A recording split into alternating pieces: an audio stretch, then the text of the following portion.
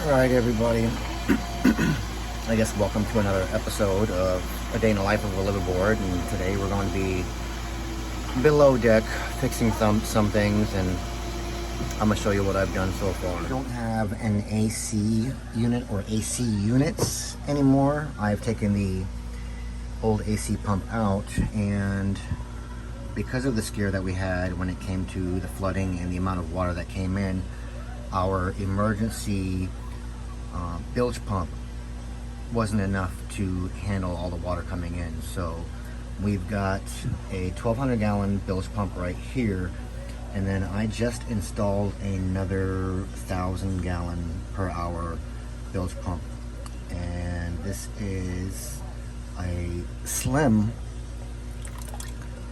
bilge pump. I will get you the model number in the comments later on, but right now it's sitting in the trough of our bilge. The reason I did it this way is because the SPX 750 that I have in the bow, it just doesn't keep up with what I need it to do, because we have our shower draining into the bilge instead of going overboard, because it is an older boat. I do have my water line for my AC unit. It's got a valve on it. It's completely shut off. And because of the issue that we had with our water pump seizing, that's going to come off today. So we've got our peacock valve closed. We're going to be disconnecting our inlet pipe from our seawater strainer, from our pipe here. That way the water can drain into the bilge from the engine. That way we can go ahead and take that off, because there is no type of pump to soak up all that excess water or grease and grime that drops into the pan there. So we're just going to do it in a safe manner, to where the water from the engine coolant drains into the bilge and it pumps out. But what we're going to be doing with our bilge pump right here, as you saw, it was just sitting loosely.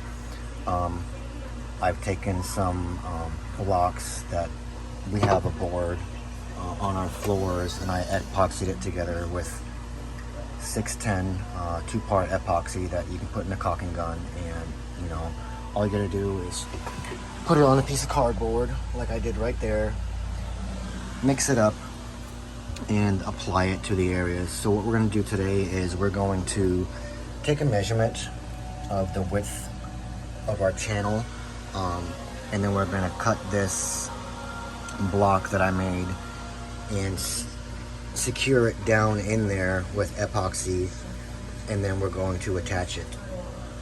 Now, a little bit about this bilge pump. It has 3 settings on it. It has a high setting, it has a low setting, and it has a timer setting.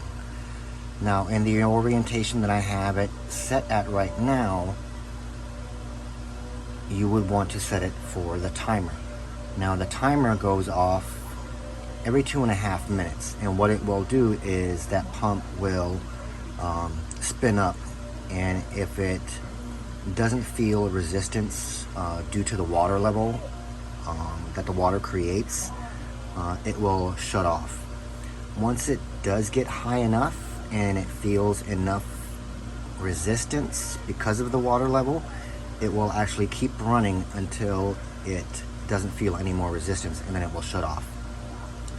The high setting, if you have it mounted in a horizontal position, it will allow 2 inches of water to come up before it actually activates. The low setting will allow 1.3 inches of water to come up before it starts and pumps out. Now, in order to do that, this head actually comes off of the body, and all you do is rotate that.